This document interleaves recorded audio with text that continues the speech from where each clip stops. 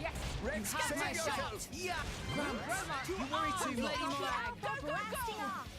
Phew! What a heated battle! My apologies. Bridget may be partly to blame there. That might be on me. Sorry.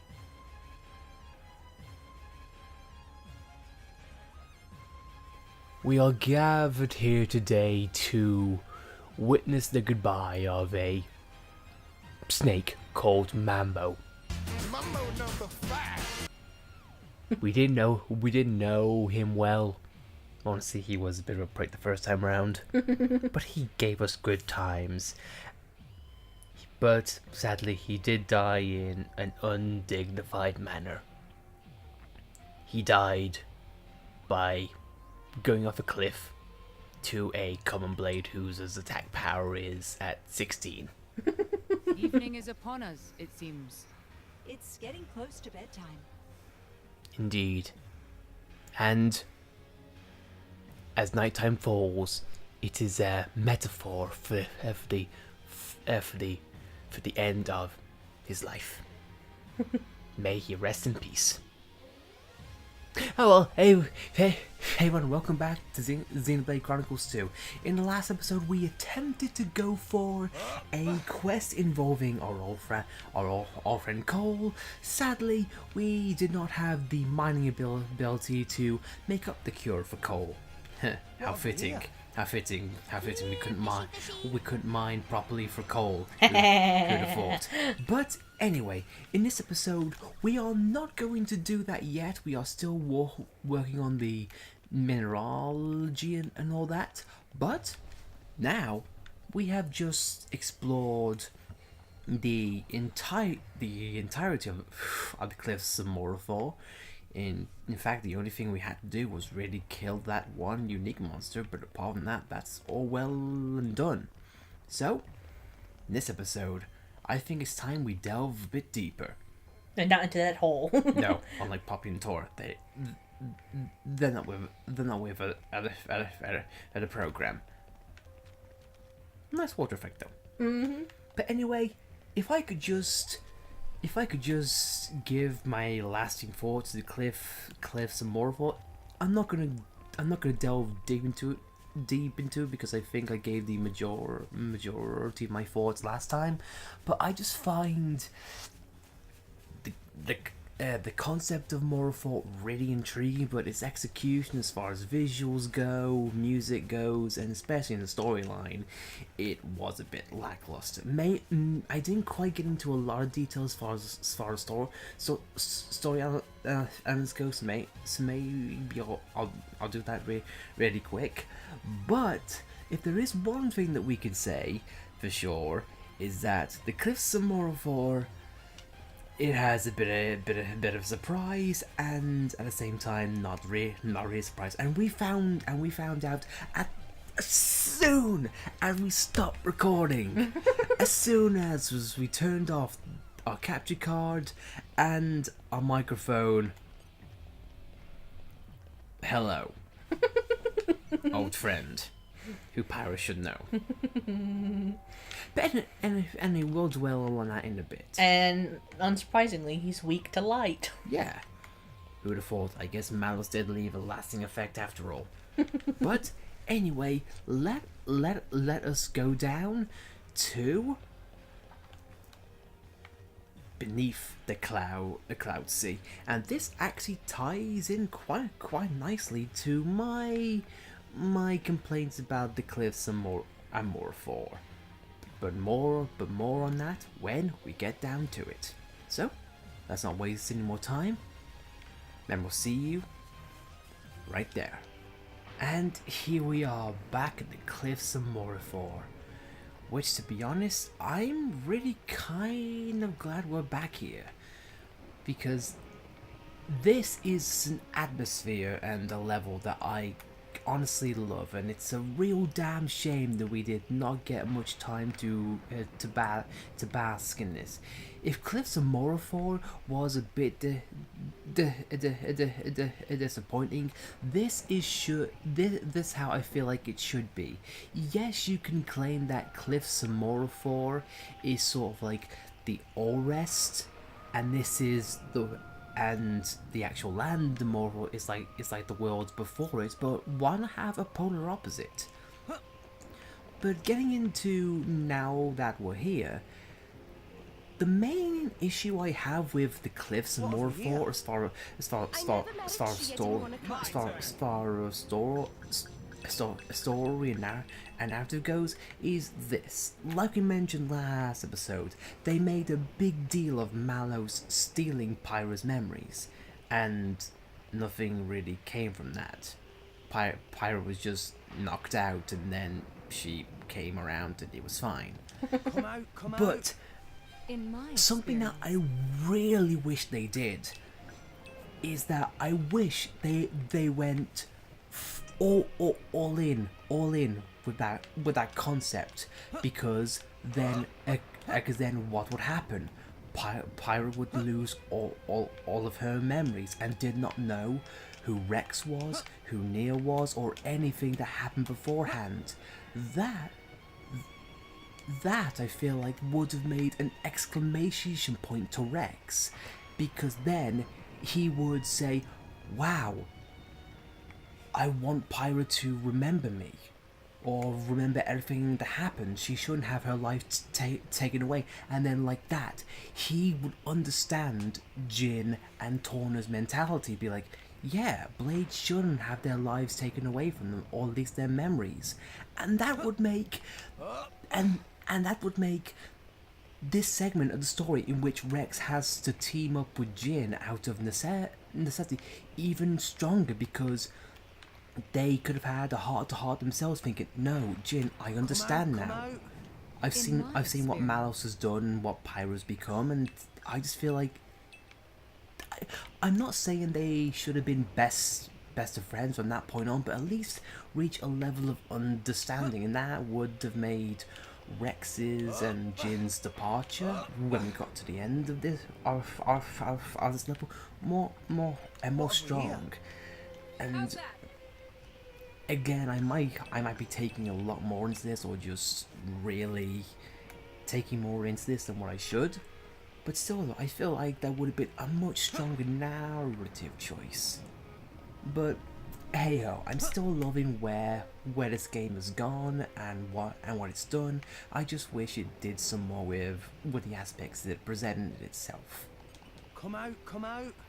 in my experience, And similar to, and go back to what I mentioned about this being the world before and Orest being up there, why not have a decayed Titan? I mean, it could be a real good segment. You could literally go into the corpse of the Titan, maybe see the old organs, just to really hammer home the sense of death and decay. Like in the beginning of the game, when Rex saw the Titan die, it would really make things come in full circle if he saw that Titan down here. Exactly. It just that sense of death and what can be lost.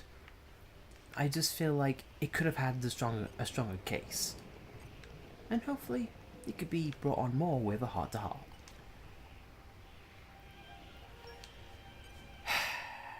Well, I think it's been the first time that we've seen a problem like that in a while.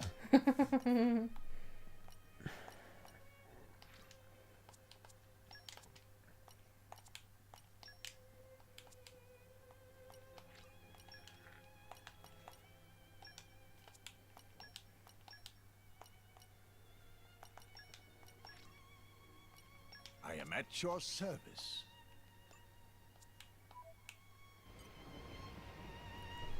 Now, a heart-to-heart. Seems like a good place to rest. Hey, Mithra, may I ask you something? Huh? Something up? I read over my journal again. We used to fight each other quite a lot during training, didn't we? And it looks like I usually came off worse. Don't take it too hard. You really gave it all you had, but I guess I've just got certain attributes. Sorry, what did you want to ask? Well, according to my journal, it looks like there was one time where I got the better of you. Huh? It doesn't go into much detail, But still, besting the Aegis is quite the achievement, don't you think? I really need to know how it happened, how I managed to beat you. That's bull. Huh? Your journal is lying to you, Bridget. I never lost to you, not once.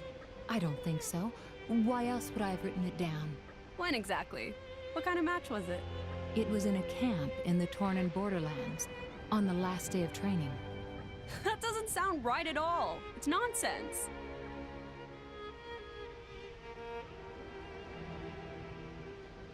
Technically, what we call this bridge a liar? I don't think so. I'd just say the journal's mistaken. You're saying my journal is mistaken? I meant, that fight didn't count. Didn't count. Explain.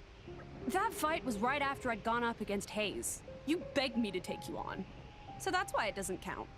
I see. You just don't want to acknowledge your defeat. I told you, you didn't beat me. This is really childish, Mithra. It seems that you only won narrowly in most of our other bouts. I don't know how you can be so stubborn. Are you sure your journal isn't just a load of fantasy trash talk written down? Mithra, you want a piece of me? Come get it. Ladies, please. Making a mountain out of a molehill here, aren't we? There's no need to brawl.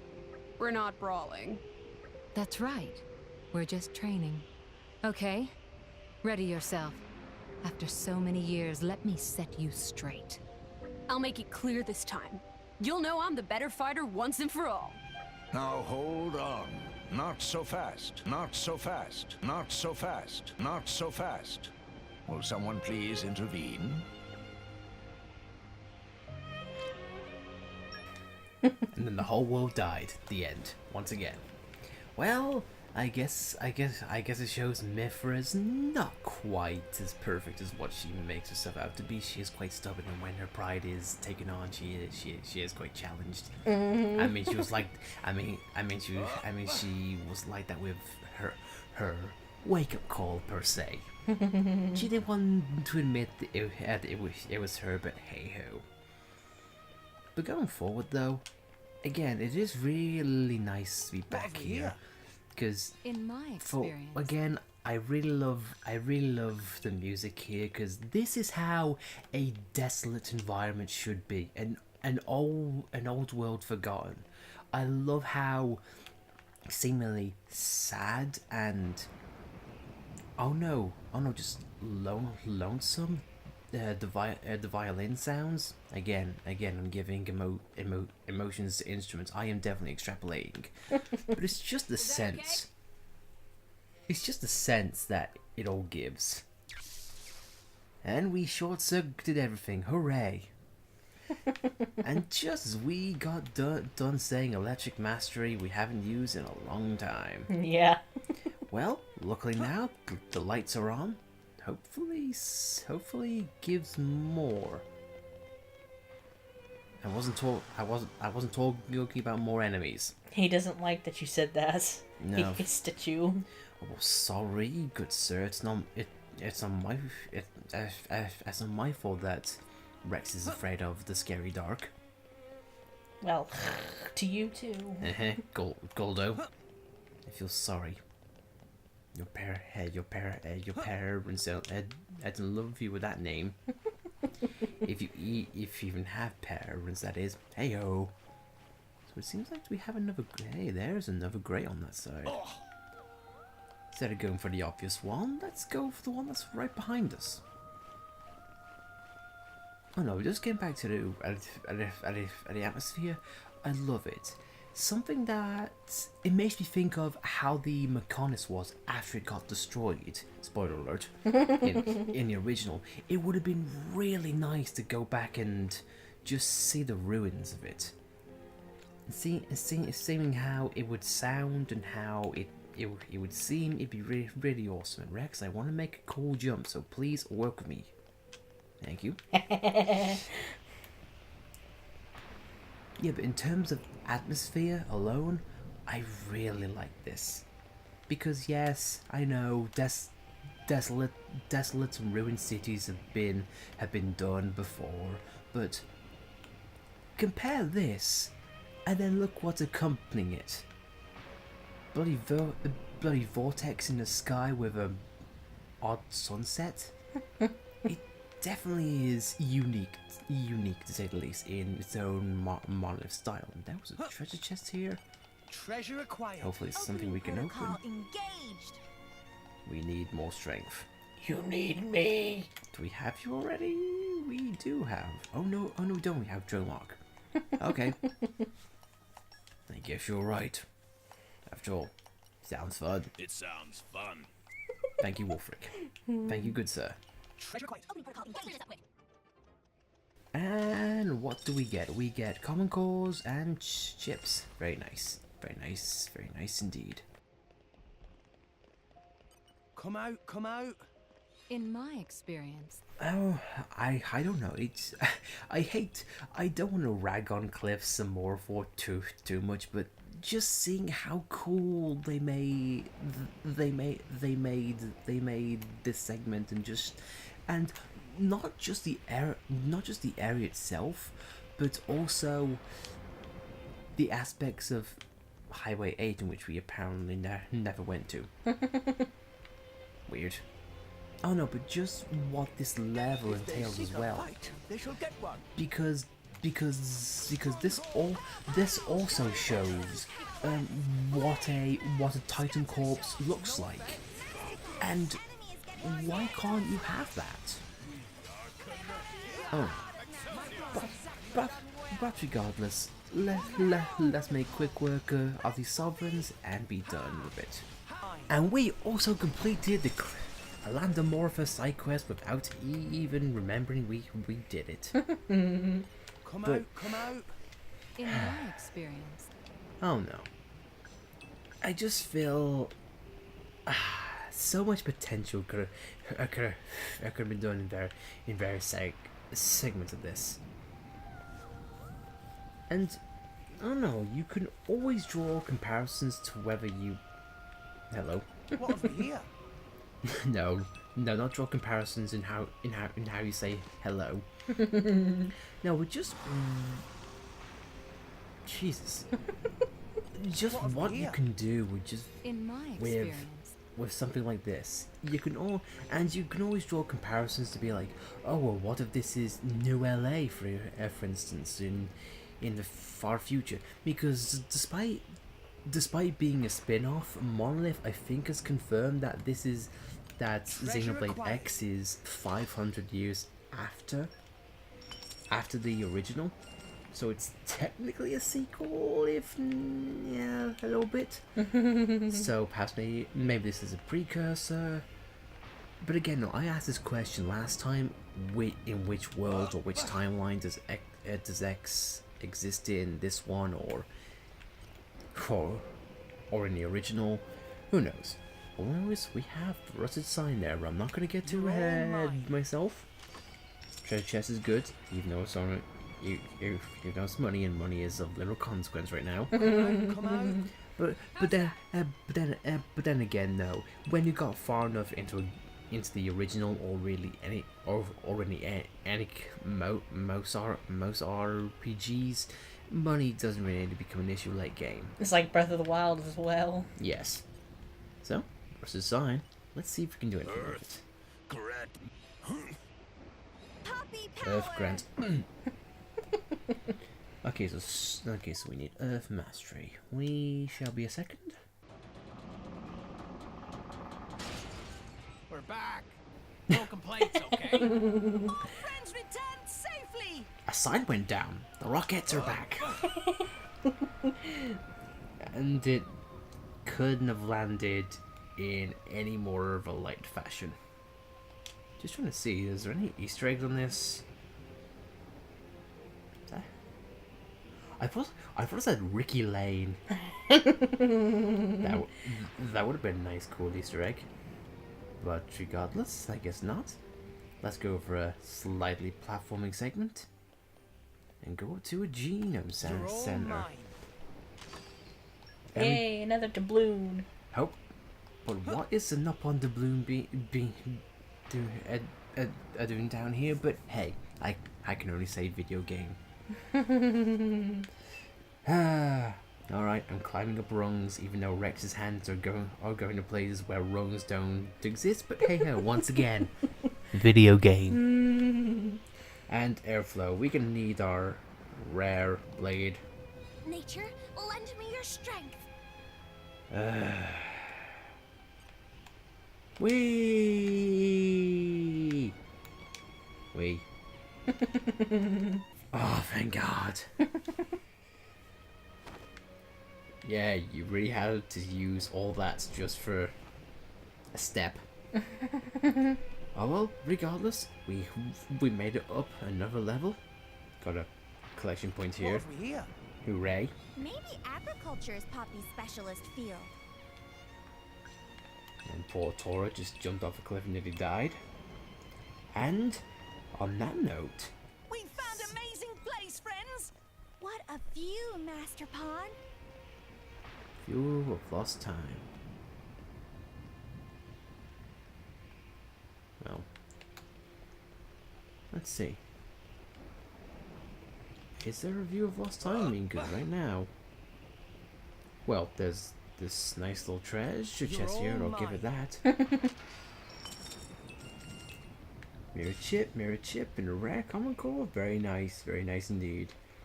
So now, I think two things.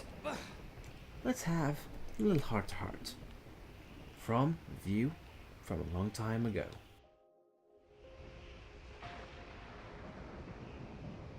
Who would have thought a place like this existed under the cloud sea? Yeah. Us salvagers dive deep, but I've never dreamed there'd be this enormous space down here. You'd be hard-pressed finding another place as vast as this, that's for sure. Did people live here once, do you think? If the whole space is filled with buildings like the ones around here, there must have been a heck of a lot of people living in them. True that. And the number of people aside. Can you imagine the work it would take to cover this whole place in buildings? I can hardly imagine. I've salvaged a whole bunch of treasures over the years with functions we could never figure out. If this world is where they came from, I've got to say it makes sense. In any age, the ambitions of men build civilization up. And those same ambitions bring it crumbling down. That's so tragic. Why is this place in ruins, anyway? Well, this is technically out of narrative order because we know. Well, let's say what we technically know but shouldn't know at this point. There must have been a war. I think you hit the nail on the head. Some terrible war sounds pretty likely. But would a war cause this much devastation? Maybe it was some natural disaster or other. Not out of the question, but a natural disaster's not gonna level everything. It wouldn't be this widespread. Take a look outside. Ruin as far as the eye can see. You could say the same about war, though. What kind of a war could destroy a city this big? Maybe they had some kind of incredible weapon we've never seen. Or just one hell of a lot of them. I hear a crazy number of blades fought in the war 500 years ago. You think something like that happened before? Hard to say for sure. I think maybe we need to explore a bit further. This place is beyond anything we've imagined, after all. To be honest, I think it's actually kind of exciting.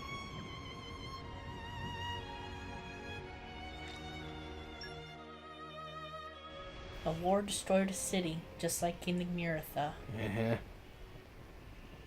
Parallels upon parallels.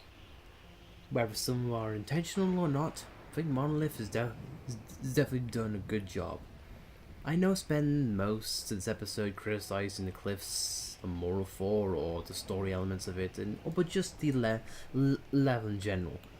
This though, this makes up for it in spades. But I think we'll freaking just bring down the whole building. No, but I think in the heart-to-heart, Zeke was right.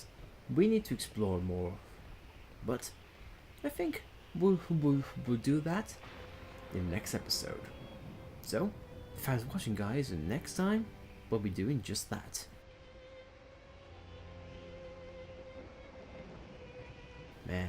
Man, what a depressing place. Let's explore it. Because sounds fun. Thanks for watching, guys. We'll see you next time.